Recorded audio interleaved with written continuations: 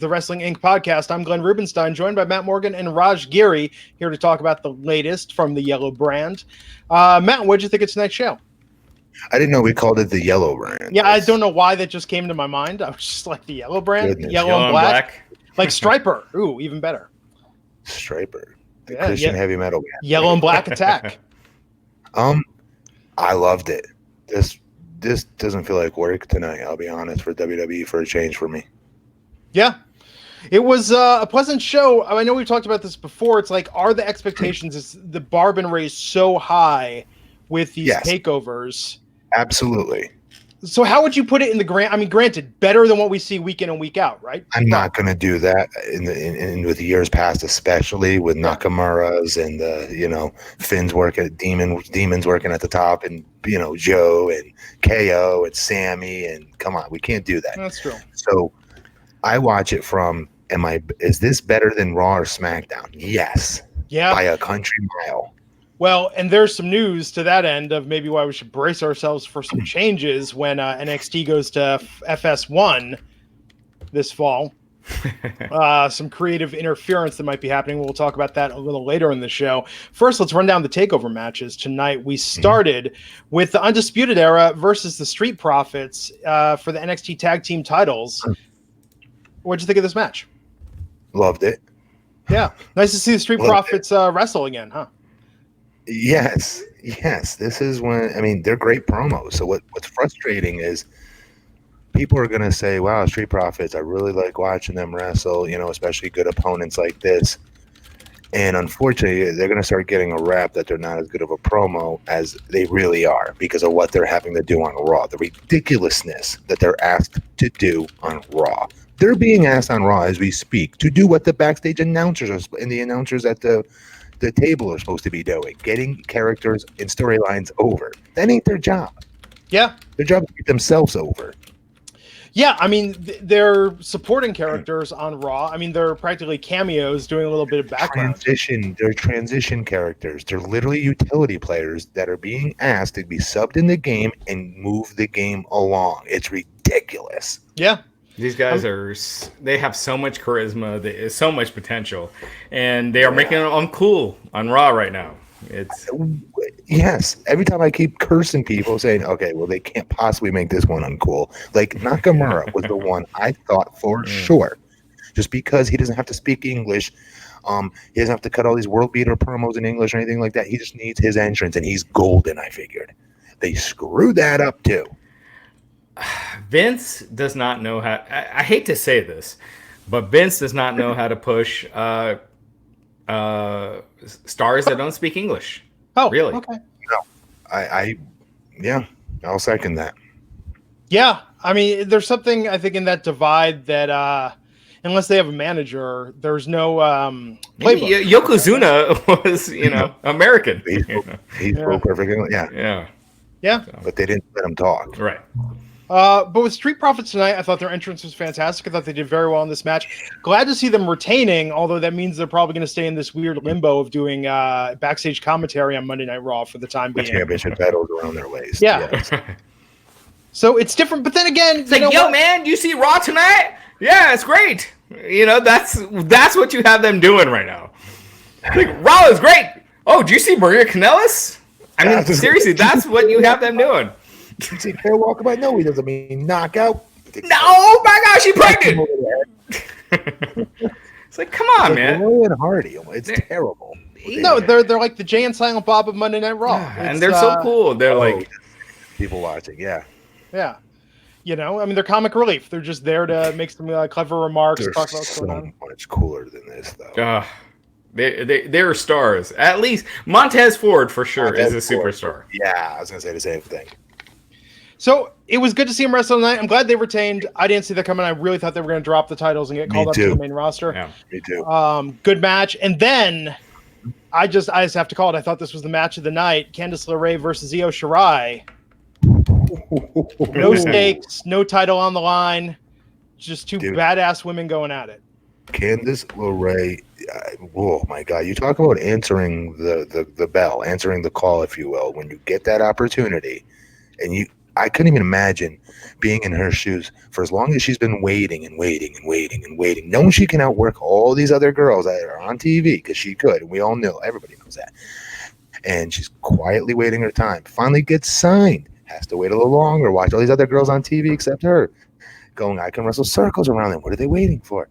Finally get her on there in a big to-do like they did tonight in a one-on-one featured match. And she crushed it out there. Yeah. I'm talking like 4 in change star match. That was for me, the match of the night. No question. This match was good. Yeah. That was great. I agree with you, Matt. I thought this match was fantastic. I thought Io Shirai was great. Yes. I worry about Io Shirai on the main roster just because you see Kairi Sane, Asuka. What the, we know what they do, with Japanese personas, Japanese characters. Unfortunately, yeah, she's gonna be a samurai sister with someone else. I mean. And let's be clear, we're not saying that to make fun. We're saying that because that's literally what WWE does. Like verbatim, what Raj just said is probably going to happen now. Yeah. No, you put Vince and Kevin Dunn and Michael Hayes in charge of NXT, and yeah, it's not going to be pretty. And you know what? It's one of those things. Like if they don't get over, that's one of those things. Fine, they don't get over. Right. But give them a chance. The Kabuki Warriors, Kairi Sane, Asuka, they never got a chance to get over. And so you see how they've been booked. You see how Kairi Sane, I mean, she's got a great look. She's got a charisma to her, and never even being given an opportunity. And that's where they are. So that's where I'm at with Io Shirai. I just don't think she's going to get that opportunity on the main roster. So I hope Kairi Sane, I would say, honest to God, if it was my company and I watched all the other girls wrestle, right, and I could pick my top choice draft picks, I'm telling you right now, that would be my number one baby face for sheer selling ability and making people emotionally invest in her, because she's the queen at that. Absolutely. Kairi Sane versus Becky Lynch would be my feud. Oh, money. Yeah. Yeah. I mean, Kairi, won the Mae Young Classic. And Asuka, it's like, oh my God, One of the biggest badasses we've seen in 5-10 years, I would argue, with the mystique of getting her signed and finally how she started out at NXT. She went on an undefeated terror streak. Dude, yeah. I don't know. Exactly. The fact that she's been relegated to where she is right now and that we're kind of forgetting about her is just ridiculous. I mean, Kairi got over dressing like a character from Darkstalkers, coming out with a pirate ship wheel. Which I thought was ridiculous. I remember saying it like yesterday. Yeah. She's a superstar. And she is. So, Io Shirai, keep her in NXT. Yeah. She's friggin' nasty. She's so nasty in that. She's so goddamn her good. And Shayna, that's a money feud. Even though they turned her heel, I don't know if people are buying that. I'm out of Shayna. I wish this women's match with Io and Candice, I wish this had been for the title tonight. Yes. Yeah. That was such a fantastic match, and we'll talk about why that overshadowed Shayna versus Mia. Can I make a quick prediction? Yeah, please. No other girl on NXT, no other female match, unless it's them again, will top this, is what my prediction is going to be. Wow. For the rest of the year. I asked on Twitter, when's the last time there was a non-title match for the women this hot on the main roster? The closest would you people say came Charlotte to it, versus Nat? Was that for the title? It might have been for the title. It depends on which time. I mean, someone pointed out Asuka versus Emma with that surprisingly competitive match. But that's the thing. Non-title matches normally don't go this long. They're not this intense. Right. This was fantastic. I wish the championship match had been nearly as good as this. This is the match of the night. And I think you're right. I don't think any of the women are going to top this for the rest of the year. I know everybody's busy, but won't you guys go back and watch this again? I would. This match? I will. I think it's the best women's match since Becky and Charlotte at Evolution last year. Candice LeRae. And we're talking a lot about Io Shirai, but Candice LeRae was fantastic tonight, too. Yeah. She is a superstar.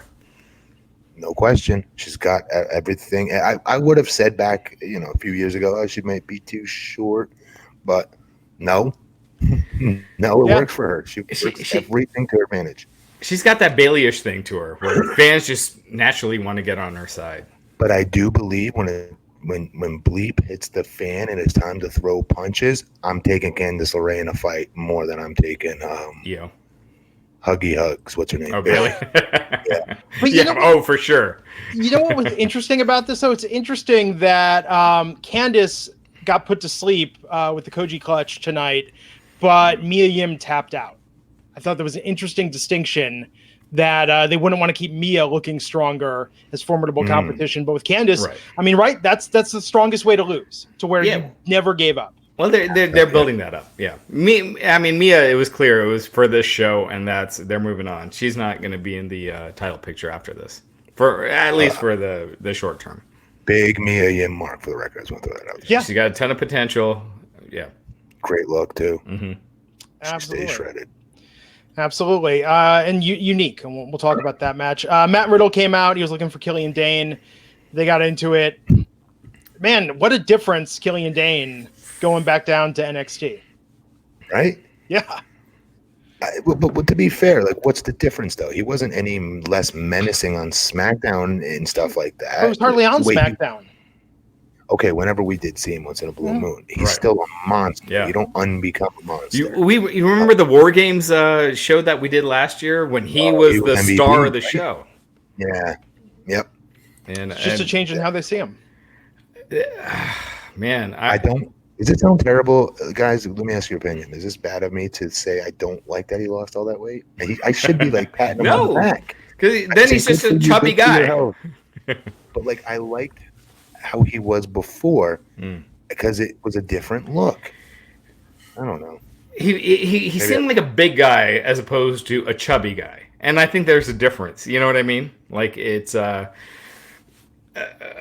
big boss man as opposed to a slightly chubby guy. I don't know. But he's 6'7", so I never just looked at him as a chubby, like hairy guy. I was like, he's a monster. Right. But losing the weight, I don't know, it just doesn't feel. It's like when WWE tried to get Vader to lose weight. That's like his whole gimmick is that he's a gigantic monster. He's big, thick monster. Right. Yeah. And let him be a monster. I mean, that's his thing. Yeah. He stands out because of that. Health, as long as their health is straight, their blood pressure is straight, their heart is fine, then let them go. Some people are meant to be, Well, you're unique. You can own it. It's like when Jonah Hill lost all the weight and tried to start doing lean. He's no longer funny. Yeah, it just doesn't work the same. Everybody says that. But there's something to it. It's like if you can own that space and be unique and be that guy that people think of, it's like, why are you trying to be, something that you're not naturally if you're going to blend in? Yeah. Because it's the carnival, right? If you're the bearded woman, eventually you're going to get sick of being called the bearded woman in real life, right? But if you're the bearded woman and you come out clean shaven, then you're just everyone else. Okay, you're screwed for your circus job for sure. Yeah. But in real life, trying to go out and get a date, who knows why? Right. Maybe uncomfortable in this situation, the context we're talking, and with these people's weight we're talking about. I don't know. There's obviously a reason they do it. But you should work with what you. Let me ask you guys real quick about Matt Riddle. What do you guys think? You think he's what, the smack talking he's doing with like Storm and Jericho and all that? Just in general, the more I see him, I just do not see a star. I think I'm still super impressed by the fact that Homeboy can wrestle an entire match without anybody hitting the ropes. I can hear Rip Rogers going bananas in my ear right now, going, "That's how you work," and stuff like that. But there's something about his length. This sounds so stupid. I'll just admit that right off the bat. But his lankiness, his build, I know he's ripped and has abs and yada, yada, yada. But when he's in there with anybody of any stature and size, he looks like a beanball. But because he's an MMA fighter, it gives him that legitimate badass feel that it doesn't screw up my optics, if that makes any sense. Yeah. Like, I believe he can legitimately kill everybody out there in a legit fight. So because of that, it adds to the mystique for me. I don't know. I like him. I do. I dig him. I just find him like, I'm a fan of his work, but as a character, when I see him, I'm just like, I don't see this guy as a superstar. The bro stuff is corny. It's corny, yeah. I mean, Robbie E did it, in my opinion, the best, and he did it for the longest. But Zack Ryder did it. It's been done to death. And better. He should not. Yeah. He should not be needing to do this. They should be talking about him like the legitimate badass. MMA fighter. That's his gimmick. How he trains, how he wrestles, which is very different. Barefoot, that's super different. There's a million different things about him, physically speaking, and how he works. That is enough character development for me that I'm good. I don't need him to be broski. Yeah. And, and him ripping on Goldberg. No one's gonna forget Goldberg versus Hogan. Like Goldberg's got those matches. What is it he said again? About I saw about Jericho. He's just constantly been ripping on Goldberg. Just like saying what? That he sucks. This he sucks. He should not be a legend. He said he should not be a legend. No. He basically says that Goldberg sucks. I mean, how old is he? Maybe he wasn't around when Goldberg hit. I'm assuming. Yeah. Yeah. Was he too young? He was. Yeah. I mean, how old is Matt Riddle right now? Someone in the chat, I'm sure, will send it. But Chris Jericho basically. Wow, he's 33. I would have guessed he was like 25. So he was like 6. Okay, then. So he doesn't legitimately. You can't. I'm sorry. I mean, no disrespect to our younger fans here, but I'm gonna be very real. Watching something on DVD is very different versus living through the actual era when everywhere you looked, wrestling was everywhere. TV guides, magazines, commercials galore. The Tonight Show, every other night they were on. The Rock, Stone Cold, Triple H, even Big Show, Mick Foley, then WCW, Goldberg. So many people were always over, like beyond over what you guys know. What you guys know right now is the John Cena over. I promise you, I can name like 15 to 20 guys that were John Cena over back in the Attitude Era, at least, I would argue. Where you went everywhere and people knew who the hell they were. D'Lo Brown. And there's so many. Goldberg, though, was at the top of that heap. And then some. Are you kidding me? Like, to say he's not a legend is a freaking joke and he's just trolling people. Well, here's the thing, Matt. Like, you would not talk shit about Big John Studd, right? And no, he was not your era, but you respect I grew up watching him as a little kid versus Andre, and I absolutely respect him. Even when I got into business and I saw the holes in his game when I got older and I became a wrestler myself, and they said I can have tape of any big guy I want. Who do I want? I say Andre, Big John Studd, because I didn't know any better. Right. And Tom Bridge was like, "You sure, Studd?" I'm like, "Yes." Sent it to me, and I'm watching him give these horrible forearms over the chest to Andre in the corner that couldn't even break through a paper bag. I'm like, how did I think this guy was so great when I was little? Right? In my head. Right. But in the real world, if somebody asked me about John Studd, I'm like, he captured all of my attention when I was a little boy, all animation. He's one of the few that made me want to be a wrestler, honestly. All those big, tall guys, Studd was one of them. Yeah. I'll never crap on him because of what I saw him do in the ring or whatever when I got older and got into business and understood what real work looks like or a 5-star match looks like. And same for Goldberg with Matt Riddle here. Is he saying that because what? Goldberg's not wrestling like Dean Malenko and going 100 miles an hour and chain wrestling around the ring? Guess what? That ain't what draws money. And that's not what drew money then. Guess what? It was that simple, as you like to say, a spear, his dope ass entrance, and looking like a bull in a china shop. You know, it doesn't draw now. I mean, what Goldberg did does, but what you were saying with chain wrestling and stuff, it doesn't draw now. And of course, it doesn't draw now. Right?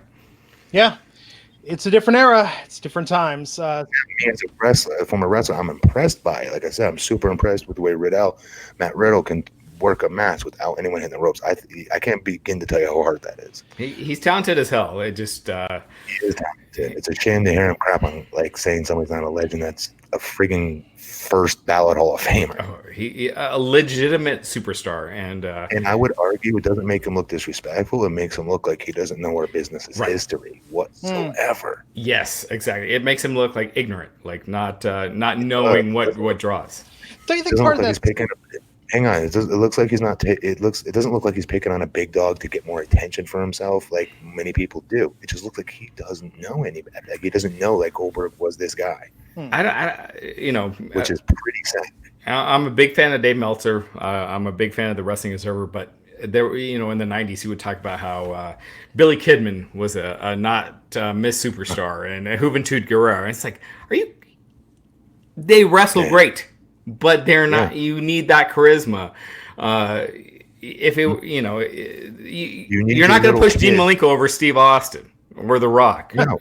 No. And people want to say, well, they don't need to be big and muscle. No, they don't. Chris Jericho's another example of a draw. And here's the difference. You charisma, absolutely character and charisma. You want that. If you're a father, you want your little kid pulling you by the shirt. If you're sitting in the front row as wrestlers are coming down the ring for their entrance and pointing to that wrestler and say, Dad, I want to be like that when I grow up. Right. Nobody was doing that to Billy Kidman, no offense to him. And I would argue the kind of people that were saying that about Billy Kidman and Dean Malenko were guys getting in the business, but not that little 6-year-old, not that 8-year-old, not that 12-year-old, not that 15-year-old. Yeah. Angela Townsend in the chat has a very good point. It's a little bit kind of like hip hop, where you have a young gun picking on a legend. I mean, think back to like Cannabis and LL Cool J in the late 90s. Which I'm perfectly cool with. Yeah. Normally. But I think it's a little bit of that. I think he's doing it to be irreverent, to gain attention. Yeah, I mean, I think he's doing it to gain attention. That's what I first asked you guys. Yeah. I don't think he's just doing it. I think he really feels that way, and I don't think he appreciates Goldberg's contributions. Yeah. He turned the damn tide is what he did. He literally turned the tide. When the NWO got stale, and it did, he was the coolest thing in wrestling. Matt, you and I were there in the 90s. We know that year how hot it was. Nothing will ever capture that year again. 97, 98. You know, those 2 years. It was insane. And Goldberg. Every house on my street in the Jersey Shore, every single household had those two shows on. And that night when he was wrestling Hogan, every one of them had him on. I'm telling you, because everyone was in the middle of the street partying. It was craziest thing I've ever seen. I was in college, and our college fraternity, I was the SIG up.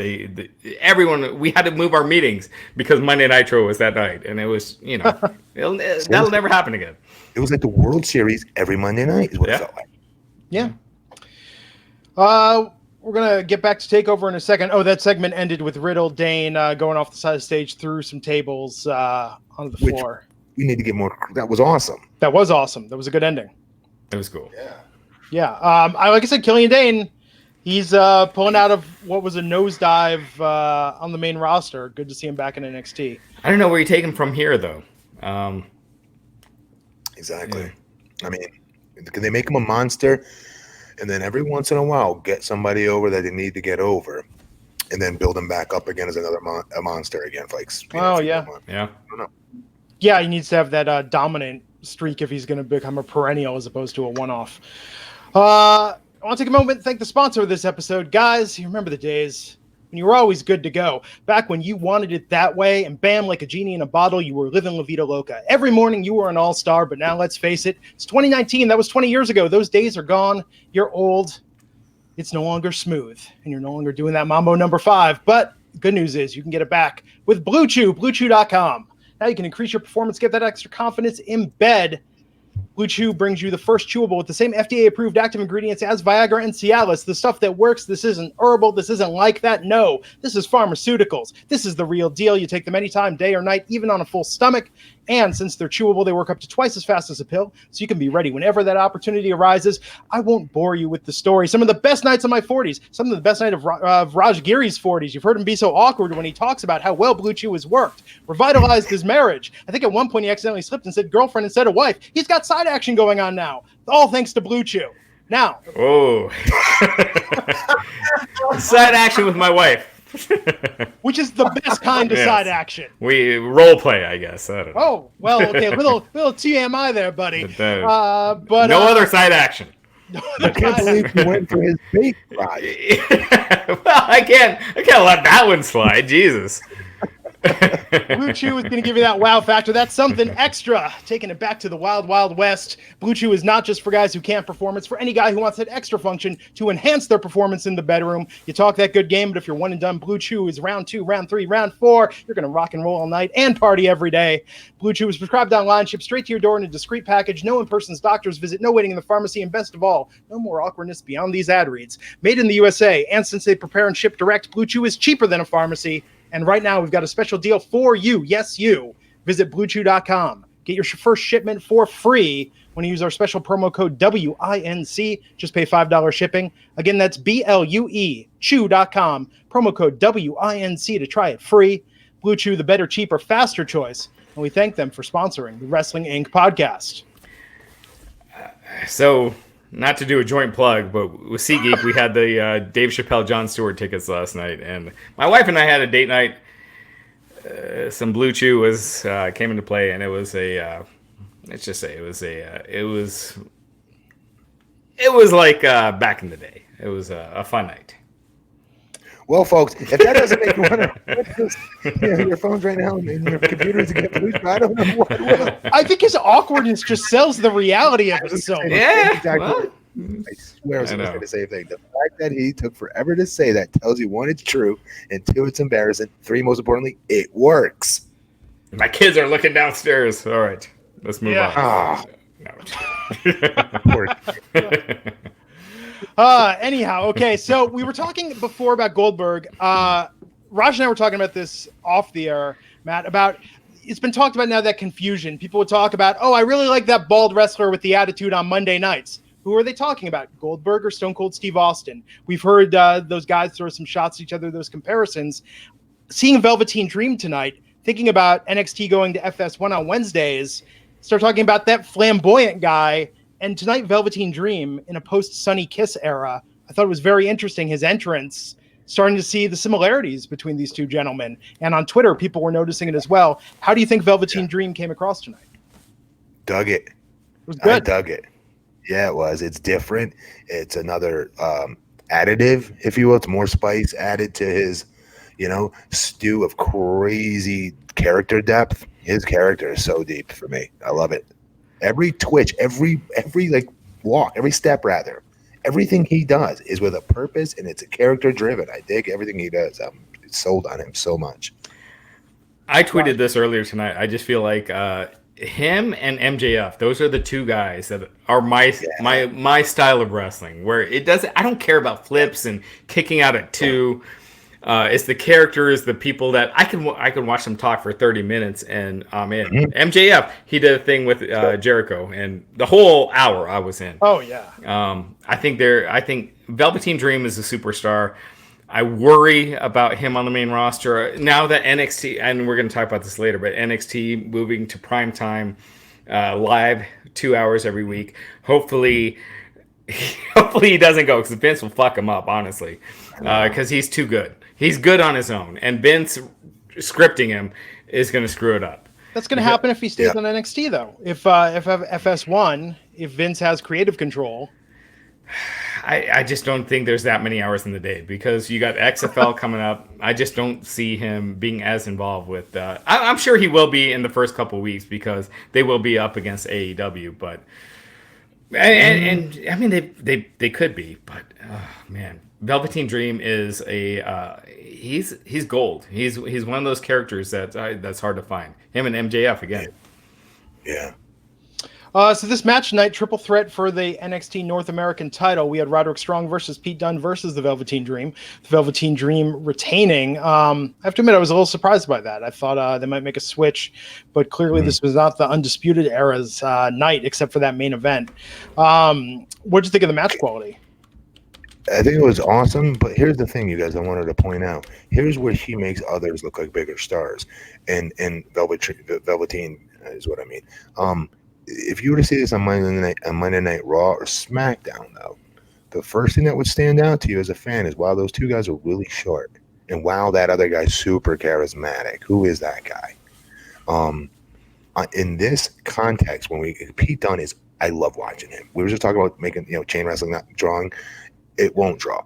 But there is a spot in this show, like when Pete Dunne works a finger, for crying out loud, and is working a wrist the way he does. And oh my God, as a wrestler, when I watch him, I'm like, holy crap, this guy is like poetry in motion with how he transitions through body parts. He's awesome at it, right?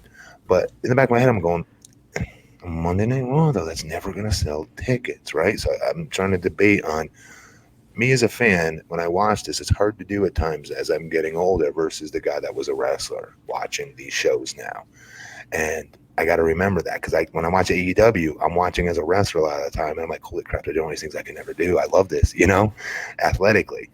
Instead of saying, but are these guys at that 6-year-old sitting in the front row going, holy crap, look at this look at this comic book superhero, this supervillain dad. That's who I'm either terrified of or who I want to grow up and be like, because they're so bigger than life. Not physically, they're characters. Velveteen is money in any context. And I kept saying, SmackDown, yep. Raw, yep. WrestleMania, Yep. He made two guys look like bigger stars than they really were out there tonight. Absolutely. Yeah.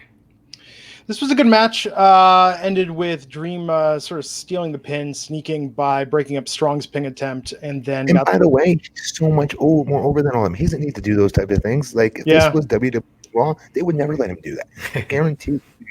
They're so creative on this show and different that they find a way to make this guy keep his freaking steam. And how he won like that. I just felt like watching this match. I just felt like Velveteen Dream seemed like the star. Pete Dunne seemed like the guy that is someone that's going to outdrink you. And then Roderick Strong is your boss the next day. That's going to call you out for being hungover. I just felt like Velveteen Dream looked like the superstar, and the other guys. They did their jobs. They were great, but I just don't see Roderick Strong or Pete Dunne getting past a certain level. I know this is a different era, Raj, but like I go back to when I was wrestling. I'm like, those were guys that would be in one of my squash matches. There's no question. Yeah, absolutely. No question. For crying out loud, Nick Dinsmore would wrestle circles, and we're talking about chain wrestlers around both of those guys. And I love Pete Dunne. Okay, but Nick Dinsmore and Rob Conway and Doug and Danny Basham were phenomenal chain wrestlers and really good at it, but they were bigger. And those were guys that they would put me in like almost squash matches with, you know what I mean? Because it didn't draw money. I don't get why it's different now. I know that the style has changed. You don't have to be as big now. I get that, but you still need the characters. And I don't see it with them. And to that point, Matt, when they say like wrestling has changed and you don't need that anymore, well, the ratings, everything is falling. So there's something to it. There's something to it, yeah. I think that's been the problem with Undisputed Era this whole time. I think Adam Cole is a great character, but those other guys I couldn't pick them out of a lineup. I don't know what it is, but is it O'Reilly? Yeah. He seems like he kind of can have it sometimes. I see it from time to time. He has the ability, the potential, I feel, to have a character. I just don't think they found it for him yet. Yeah. You know what I mean? I can see the potential him playing a character. He seems very comfortable when he talks and when he's in the ring especially. Yeah. I thought Adam Cole, they were showing on NXT in that Target thing when he was doing the going to Gargano's dad's pizzeria and like giving him crap, putting his own picture on the wall, going to Gargano's wrestling school. Like Cole has it. Like he could be just an enormous dick. And it's if he was a foot taller and had an inch more muscle, he would be a gigantic superstar. I don't think he'll get a chance though because he's Shawn Michaels' boy now. I think he'll be in the AJ Styles role. Like he won't be in a Roman Reigns role, but I think he could. Bigger than I thought he'd be. Yeah, that's more than I thought it'd be. Okay, that's being positive. I'm not sure either, but I think that's kind of the limit. That's a high end of his ceiling. Exactly. I got you. Yeah. Given what AJ supposedly re-signed for, I think that's a pretty good high-end to aim for. Mm-hmm. How much? What was the total, Raj? I went around. It was like $1 million plus per year, wasn't it? Yeah, it was something like that. What? Yeah, and he's going to get reduced schedule as years go on, working less days. Hell yeah! All those years, all those bumps, all those flip-flopping flies, and people said it wasn't going to get you nowhere. Yeah. You know what? F it. Good for you. You're getting paid. That's awesome. Yeah, the bottom level right now that WWE is doing is 250. 500 is kind of if you've been around for a while. Yeah. Matt, and this is and I've confirmed this like firsthand. Yeah, 500 is. Where are they getting this money from? The Fox deal. And they're $1 billion company. Matt, we need to start some rumors that AEW is sniffing around you, and that way WWE would be like, "Hey, you're near the Performance Center." You know, I get hurt on day one, and then not have to actually wrestle. Get your downsides, spit it out, man. You know, be great. Yeah. We had the NXT Women's Title match, Mia Yim versus Shayna Baszler, and this is kind of like what they did to Bianca Belair, where they really built up Mia. They gave her that entrance. They made her seem really credible, and then this match just started turning pretty early. And she ended up tapping out to Shayna Baszler, who retained the NXT Women's Championship. Mm-hmm. I think Triple H has this thing with NXT matches that they have to go a certain length, that they're not going to be short. And this should have been short. Mia Yim is still young. She does not need to be in a 25-minute match right off the bat. She has a ton of potential. I think she's got a ton of star qualities, but I felt like this hurt her. I felt like in a bit by going too long. Like it made her feel like she was not a star yet, and that she had a long ways to go. Whereas if this match was 15 minutes shorter, I thought it would have benefited her a lot.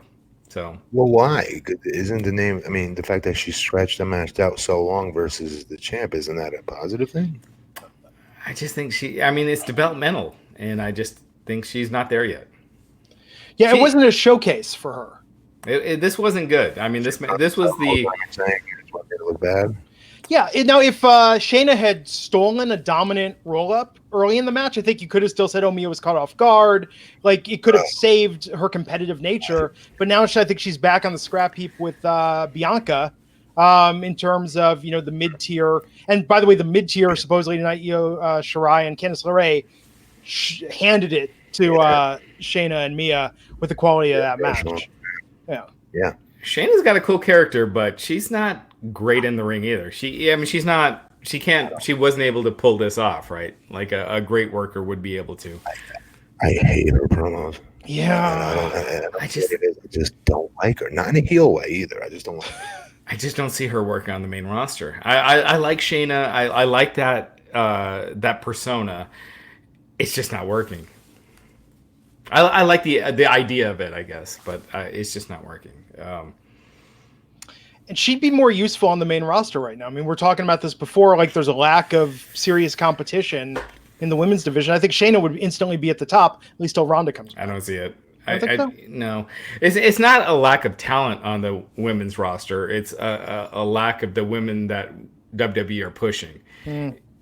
Like they got a ton of talent, but WWE, without Ronda Rousey, Vince does not care, and that was my thing from the beginning. When Glenn, we would argue about this back in the day. You were saying that Ronda Rousey was being pushed too much, and I was like, well, the women are being featured prominently, and if she's not there, they're not going to, and now they're not, and that's just how Vince sees the women. He does not see the women as stars. The women, let's just be honest, though, Ronda came around when women's evolution was already going to be a thing. She got on the bandwagon, on the caboose when that was happening. But without her, you know what I mean? I thought before she got there, women were being featured in spotlight really well. But not like pay-per-view main events. Like they would not have main evented WrestleMania without Ronda Rousey. I agree. Yeah. I think they could have. For the record, I think they could have gone away with my two cents. They should, but Vince I just don't see I don't think he thinks of them in that way. I mean, Becky, we saw how badly she's been used, and she's a star. Like she gets the star reactions, and it's prehistoric thinking on Vince's part, and it's a shame because it's going to cost money. Yeah. Well, and not just him, but Kevin Dunn, Michael Hayes. I mean, a lot of the guys in charge. And guess what, everybody? Soon they're going to have a hand in NXT on FS1. And Vince is turning 74 in a few weeks, so finger on the pulse. On his pulse, making sure he's still alive and breathing. And then we had the main event tonight after Shayna retained. We had the 2 out of 3 falls match for the NXT title, Johnny Gargano versus Adam Cole. Classic singles match for the first fall, street fight for the second fall, and if needed, a third and final fall will be a steel cage match with weapons. Gargano came out wearing Wolverine-inspired gear. I mean, I wasn't really awake or paying attention to this until that third fall, right? I mean, when's the last time a 2 out of 3 falls match didn't go to that third fall, especially with the super secret steel cage stipulation at the end? Didn't it seem like we were just treading water until they kicked it into high gear for that? Yeah. But I like Gargano sacrificing. That was a cool thing. So Gargano hits Adam Cole with the chair to give Cole the first fall, and then boom, they're right in a street fight, and he just starts pounding him with that steel chair. So that was great. Cool. Yeah, they went all over the arena. Then we had the steel cage come down. I loved how the weapons were laid out. I think the choreography and layout of that match was brilliant, where they had the table for them to stand on at the top, the barbed wire, everything that was there was perfect. I think the problem is, Matt, do you feel like we've seen these guys too much in these knock-on drag-out matches? Gargano and Adam Cole. No, I think we saw it too. I was starting to think. I was about to start thinking that we saw it too much with Gargano and who was the other one? That's Ciampa. Ciampa. And I was proven wrong the next time, and the next time. So no, I don't. I'm perfectly fine seeing these two guys do their thing. I think they're. Remember the goal here, what it should be. It's developmental, like you said, Raj. They should be using this as a way to improve. And they're having these long, lengthy knockout, drag-out matches they're only going to improve from. And hopefully utilize them in the main roster. Call me naive. Well, but to that point, Matt, do you think Gargano in the main event is getting old? Because he's not with Ciampa, but he's been in the main event of NXT events it's been years now. Versus Velveteen, yes. Velveteen needs to be in the main event right now. Jeez. That would be like Blue Chew for an NXT pay-per-view. Dude, the show needs to be built around him, period. I agree. Here's my problem with the show is, and I love Adam Cole. I think he's a superstar, but I felt like I did not give a shit who won this match. And I think that's the problem with a lot of NXT. You should have... Getting stuck great and watch one and see really good, great wrestled out matches because we're not seeing them on other shows. Right, exactly. WWE. So you're watching an athletic performance, but you're not like behind one performer. Whereas to me, the best stuff is when you're really behind someone. And Velveteen. I feel like I'm not seeing it much anymore on the main roster, but back in the day with The Rock and Stone Cold and yada yada yada, Creed, a movie. But I just felt like when I was watching this match, I'm like, they're doing cool moves. It's fun. It's athletic. Good psychology. That's pretty creative, and how he's working the body. Yeah, but I don't give a shit who wins. No, and I should. Yeah. Like Adam Cole should be that nasty heel that has just been, just nailing Gargano at every turn and just beating him down, and Gargano coming back from behind. But it's just kind of there. It's just one guy versus another guy. You're right, though, Raj. That's a great point. You are supposed to care who wins and loses and get behind somebody that you hope wins. Yeah. Chuck Taylor, I think, had the tweet of the night at the start of this match saying, "Oh man, these dudes are going to kick out of so many moves."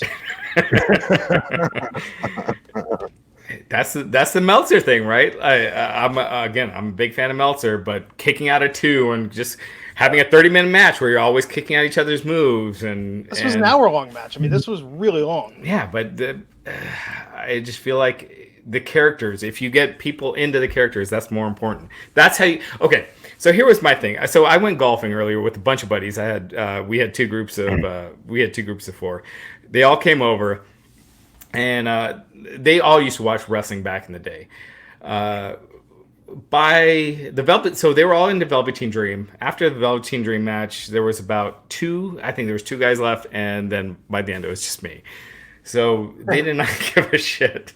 It was one of those things. They were hanging out, they were being polite, but they did not care about the characters. I mean, these characters did not, attract them in. They didn't want to hurt your feelings. Well, they did like Velveteen Dream. They were like, "Oh, that's cool," but that was it. That was the only thing that they liked. They did not care about the matches. They did not care about the two counts. And it's an interesting example too. You know what I mean? Like, these guys haven't watched it in years, and they dug Velveteen. That's cool. Yeah. Well, and it's kind of like comic books. I mean, when you start reading comics, it's not because, oh my God, the story and the psychology, and they're telling such real-world implications and parables. No, first comic I ever bought was Secret Wars with Spider-Man with the black suit on the cover. And I was like, what's the story behind this that looks badass? Yeah. Yes. People want characters. That's why you draw people in. You don't go to the Avengers movie, being like, oh, I can't wait to see that final battle scene. You want, you're in for the story. You're in for the superheroes. And then, like you said earlier, to allude to that again, is who wins and loses. Right. Do they triumph? Do they triumph over him finally? Because last movie they did the JOB. They better have a comeback, or I'm going to be pissed. And if it doesn't matter, then why go? Like if Creed is losing half his fights, then why go watch the movie? Anyway. Yeah. So this match, I mean, this was good, but didn't reinvent the wheel. Worked their asses off. Oh, yeah. Great ending too. So Gargano sacrificed that first fall, got the second one on Adam Cole, and then for the third one, they both leapt off the top through some tables, but Cole landed on top of them. So when they couldn't get up, Cole ended up getting the win. I don't think the door needs to be left open for these guys to go at it again. I would like to see some new names and faces in the NXT title picture. Adam Cole and Velveteen Dream. Absolutely. Oh, boy. But here's the thing. The next NXT TakeOver is going to be War Games. It's going to be after the FS1 show starts. It's going to be after Vince, Kevin Dunn, and Michael Hayes have a hand in NXT. Why do you keep saying that? Well, because so far NXT has been Triple H's baby, right? And he's got his team and his guys. So why won't it be on FS1? Because with FS1, supposedly Vince is going to take an interest because it's going up head-to-head with AEW on Wednesday nights. It's going to be a 2-hour show. And I don't think so. So, Matt, if AEW beats NXT... Then, yes. Okay, that has to happen. It has to happen it has to happen more than once. Or if it's even close. I really don't think so, because Vince will just, that's our developmental. Are you kidding me? But he wants AEW down, though, right?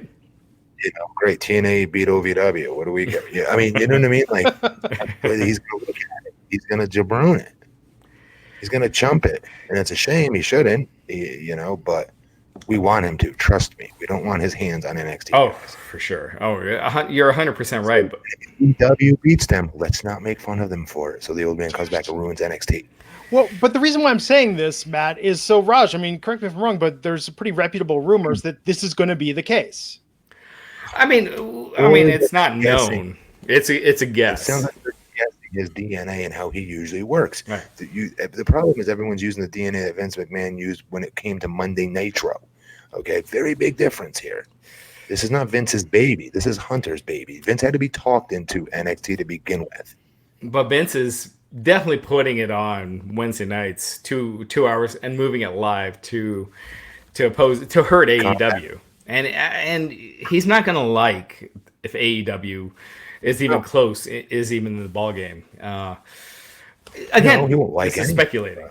One Meltzer has said, Meltzer has talked about this specifically. Of course he is. That's what his job is lately. People accuse me of the same thing of AEW too, but I can still separate the difference here. That Vince will not. My opinion. I don't think he'll sell for it. That's what he does. When he's legit nervous, he acts like the other place doesn't exist. When he's legitimately nervous about something. When he's not, if they start mentioning AEW, that's why I didn't like when Sammy mentioned it. I was like, oh my God, he's not sweating AEW. Dude, you need to sweat AEW a little bit more than this, dude. Don't be giving, you know what I mean? The fact that they're putting NXT against it, though, it's a whole different ballgame. How do we not know that's not Hunter? How do we know it's not Hunter saying, oh my God, we will beat their... I'm sick of these punks thinking that they're running the game and they're the edgy wrestling show. F that. I started the first edgy show with NXT. I got everybody's favorite Ring of Honor stars, favorite TNA stars, all the indie-rific people out there. I signed them all and I made them into bigger stars. I'm the guy who has the edgy show, not this AEW crap. Vince, I want to go head-to-head. Well, the fact Vince on the conference call, the investors conference call, the fact that he's taking shots at him, he doesn't normally do that. He wouldn't do that with ROH. He wouldn't acknowledge him. What did he say? He called them the blood and guts promotion and how was TNT going to put up with that, basically making them look like they're lowbrow. What did he say? I heard that like a month ago. He said there's a company, as far as competition, it's great, but there's a company that's coming around that's going to be that's blood and guts, and I don't know how TNT is going to allow this blood and guts promotion, and like taking shots at him on an investors call. So this is like it's not like a wrestling call where it's just to wrestling media. This is like going out there. That's going to be on Forbes and CNBC and I keep saying it's the only thing he's ever said, though. What else has he ever said? Yeah. I mean, it was his, wow, TNT signing a wrestling company. I bet you that was his reaction. TNT signing a wrestling company? Who? AEW. Vince, we told you AEW. We told you about this company a million and one time. He's like, WAE. That WAE is. Freaking Ted Turner. He won't die. No, Vince. But Matt, you also, I mean, you know the that he doesn't want any competition. You saw that with TNA back in the day. He doesn't want them to get any footing in. He never sold. He never said the words TNA. It took him forever. Yeah. We had Hogan show up, and he still wasn't saying nothing. Right. Yeah. I mean, I don't know. So I don't know. When AEW does beat NXT, we need to chill out. Let's not make fun of WWE, because when we do, and all the other networks start to do the sites like friggin' Meltzer and everybody like that, it's gonna bring the old man into the game. So if you want NXT ruined, that's the way to do it. Shut your mouth when AEW beats them. I do think that NXT against AEW is going to hurt them a lot. I think AEW might beat them the first week out, unless they get a CM Punk or something. But I think AEW will beat them.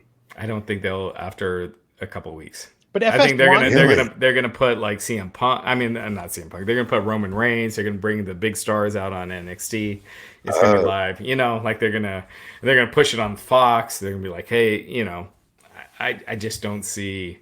It's still FS1. I don't think I've ever watched. Yeah, FS1. I don't even know if I get except that for channel. UFC. But yeah, I didn't watch UFC one.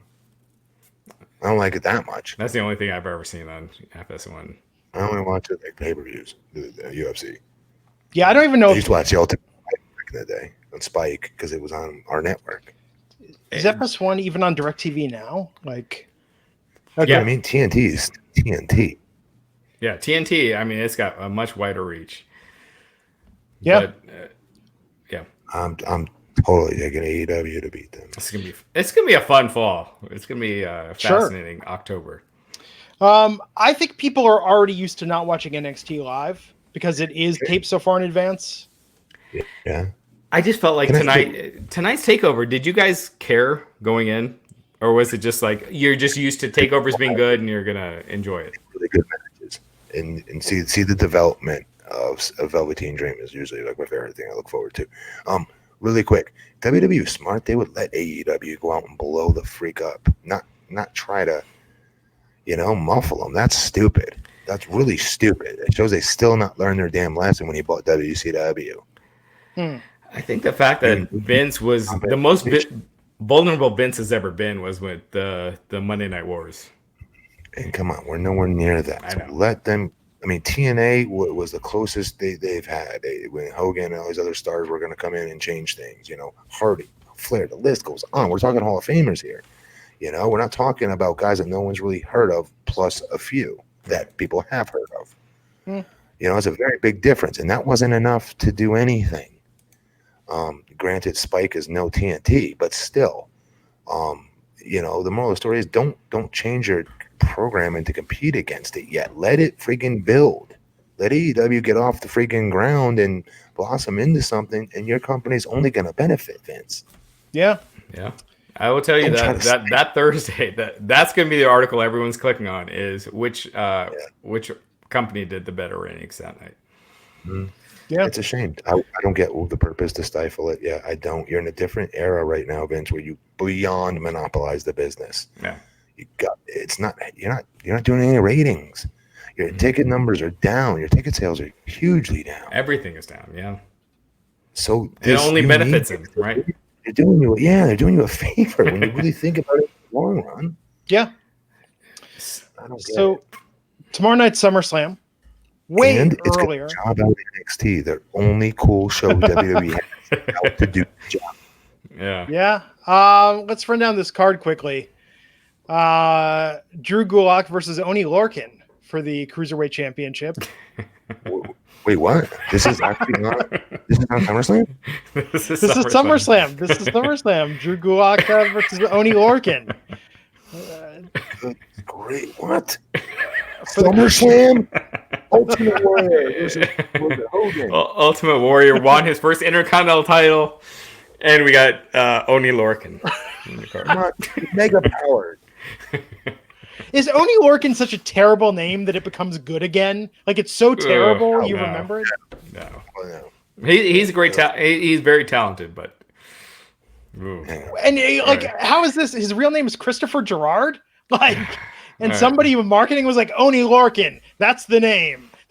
Picture it in lights, kid. Gulak's winning. Yeah. Oh man. Okay. And then if we can recover from Drew Gulak versus Oney Lorcan, because really it's going to overshadow everything else on the card that happens after it. Trish Stratus versus Charlotte Flair tomorrow. All right. I think Trish is going to win. Really? It makes all the sense in the world for Charlotte to win, but I think Vince loves Trish. I think Trish is going to win. What do you think, Matt? Do we know Trish is coming back after this? Raj, is Trish coming back after this? We don't know yet, but I'm gonna take Charlotte. I would take Charlotte, and I think Charlotte makes sense, but I think Trish wins, it's because she's coming back. And come back and do the judge. Yeah, and I could see her. Man, can you imagine if Sasha came back and had a program with Trish? That would be fantastic. But with Charlotte, I don't know. I think Charlotte's going to win this tomorrow night. Goldberg versus Dolph Ziggler. It's so random to me. This Goldberg is a weird SummerSlam card. I think Goldberg, it's going to be like 7 minutes. I think Miz interferes. It helps Goldberg get the win. I don't think it's going to be a squash like a lot of people think. Yeah, I agree. Everything you just said, actually. You're right around that time, too. AJ Styles versus Ricochet for the United States Championship. Oh, this could be this I can't wait to watch. This should be a show. AJ? He's the champ right now. I'm going to go Ricochet. I feel like this could be, he's the young talent. If you want to push someone, this is the way to do it. He should be winning this match. He should. I just don't think. Yeah, and that's why I think Trish is winning, because what should happen won't happen. Yeah, they don't do that. Okay, well here's one that's going to have no surprise whatsoever: Finn Balor versus the Fiend Bray Wyatt. Bray Wyatt. Under a minute or 2 minutes? I think it's going to be a minute. Because of the mask, so he can wrestle in it, I'm guessing. I don't know. Maybe he can wrestle a full 15-minute match with that mask. I don't know. It seemed pretty difficult to do, the breathing. But, yeah, it's going to be very quick. It's going to be quick. I'd like to see him bloody Finn up, but they're not going to do that. But it'll be switch to TV 14, the rating. Yeah, as pay-per-view. Yeah. Then after that, Kevin Owens versus Shane McMahon, the stipulation being that if Owens loses, he quits WWE, regardless of the huge contract he just signed. This is so stupidly lame because they dipped their hand. KO wins. Yeah. Yep. Kofi Kingston defends the WWE Championship against Randy Orton. This is a tough one. Kofi, because it has to be Kofi. We said he needs big wins, and they're finally getting him one here. SmackDown's been going downhill, but the whole company. Yeah. You can't blame it on Kofi. You can't blame it on Seth, even though they booked him like shit. I think you give Kofi the win here. You can put the title on Orton on the next pay-per-view, but I think Kofi gets the win here. Then after that, Bayley defends the SmackDown Women's Championship against Ember Moon. I don't even know here. I don't think they care about this title anymore. I'll be very honest. I don't. Yeah, I could see it being Ember just because. I could too. I think it's Ember. Just because. I think it's Ember. You know what? I'm going to take a chance. Yeah, Ember Moon. They buried her, so it's almost like they don't care about this title. We've beaten her every week, so let's give her the title, and then we'll just take it off of her in a couple weeks. But Ember. Yeah. That's how it will go, actually. Yeah. Becky Lynch in a submission match against Natalya for the Raw Women's Championship. Becky. Yeah. Becky ain't losing. They've done a decent job with this match, I feel like. I feel like Natalya has felt a good match. This for match throwing it really good. Yeah. And for throwing it together at the last minute, they've put Natalya up. Pulling Natalya out of the ashes, and not utilizing her for quite a while there, and put her right back on the back burner where I think she belongs. Natalya's awesome. It's interesting that Becky's cover mate from WWE 2K20, Roman Reigns, does not have a match on SummerSlam. He'll be on there. What's he doing? Something with this storyline. With the mystery of who's been attacking him. Yeah, he might do a quick match with Buddy Murphy, but what the this. Again, a hit and run storyline should be like months and months and like twists and turns. And so that's why this is okay. Exactly. They're not having a match yet. Yeah. Then the main event, Brock Lesnar defends the WWE Universal Championship against Seth Rollins. I don't have any clue, honestly, where they'll go with this. They can't bury Seth anymore, right? I think it has to be Seth. He guaranteed he's going to win the title. You never have a babyface say they guarantee they're going to win and then lose, right? Like a top babyface. But wouldn't that feel like such a Rollins thing to have happened with how they booked him post Becky? Like seriously, they make him look whiny. Yeah, no, they're booking him like they did when he was a chicken shit heel. But he's been such a what's the politically correct? Unlikable babyface. He's been a rootable for babyface. Yeah. Why doesn't Kane start, tormenting him again? Like the little like a little bitch. He's been a little bitch. Yeah. I'm gonna say it. I can't think of another. I've been trying to think of another word, but he's been looked like a little bitch. Little kids. Can you see little kids and feeling sorry for him, feeling bad for him, wanting to see him overcome the obstacle here and beat the beat? No. That promo he did on Raw where he's like, "Well, guys, I might have been beaten down tonight." It was the most whiniest, like unsympathetic promo. You just want to see him get his ass kicked. Yes. They've just damaged this guy to no end. You know what? So I'm going to say this. I like that. I like that the Roman Reigns thing. They didn't put a stamp on who did it because I would like to see Rollins be the guy at the end, and it's a heel turn. Complete twist of his career right there if that happens. Yeah. And then that's a hot feud, Rollins and Reigns. Yes. Like he's been going down. Reigns was out. He was starting to get popular. Reigns came back, and he hasn't been able to capture that. And I think that would be that'd be a hot feud. We'll see what happens tomorrow night at SummerSlam, and we'll be here to talk about all of it right when SummerSlam goes off the air. The three of us together once more. Anything else to cover before we take this home, Raj? Last thing, WWE's in talks. Apparently, they're reportedly to buy Fight TV.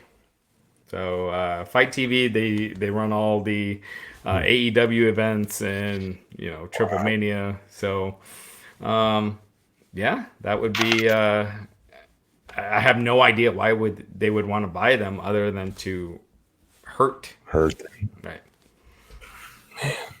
So it's an interesting time. That sucks. This is so stupid. Like it's so stupid. They see how the history has played out doing this. Yeah. You need the competition. You could not have been smacked across your face with the example any harder, any clearer than when he purchased WCW and he no longer had competition. It started the downward trend from that moment on. Go back and watch. It's when it started. You can pinpoint the day. The decrescendo of wrestling. It started. And people can say, well, The Rock left, Stone Cold left. Very big, good, valid points. Okay. But those other stars were still super duper over. And Nitro still had its own show. Goldberg was still running through roughshod over people. And, you saw it, Hogan, all these other NWO, all these other cool things still happening. You had Booker T, who was starting to be up on the rise. I remember, Steiner, right, as a champion. Steiner. Mm-hmm. Come on, that was a bad move, man. I mean, as not to annihilate your competition at the time, it would feel like it wouldn't be, but in the long run, I think it has been. Oh, for sure. Yeah, I agree. We'll see, man. So Fight TV is denying it. They haven't denied talks, but they have denied mergers and acquisition talks. So. We'll see. They should totally say they're talking to WWE to make other companies pay more to use them. I think that's what they're trying to do. Is they're not saying it's M&A talks, but it's they're not denying talks. I watched all season 3 of Glow last night and today. Oh, that was fast. So did we. Yeah, and I thought it was interesting. I don't know if you saw the story, but the producers are saying Kia Stevens, Awesome Kong, her work in AEW is not going to preclude her from coming back for season 4. So I thought that was interesting. Great, good. She should have gotten an Emmy nomination for season 2. Season 3, she was good, but season 2, oh my, she had one of the best episodes. You should know this because of her interview on Wrestling Inc., where she said such. Well, such that facts. did not come up when I Googled originally. Found TV Guide. I'm sorry, TV Guide trumps Wrestling TV Inc. Guide is still a thing. TV Guide is still a thing in the year 2019. But yeah, Glow was good. Not a lot of wrestling this season, but good show. Good show. Yeah. Anyhow, we'll be back tomorrow night. Talk about SummerSlam. Until then, I'm Glenn Rubenstein. We'll catch you back here on the Wrestling Inc. podcast. Take care.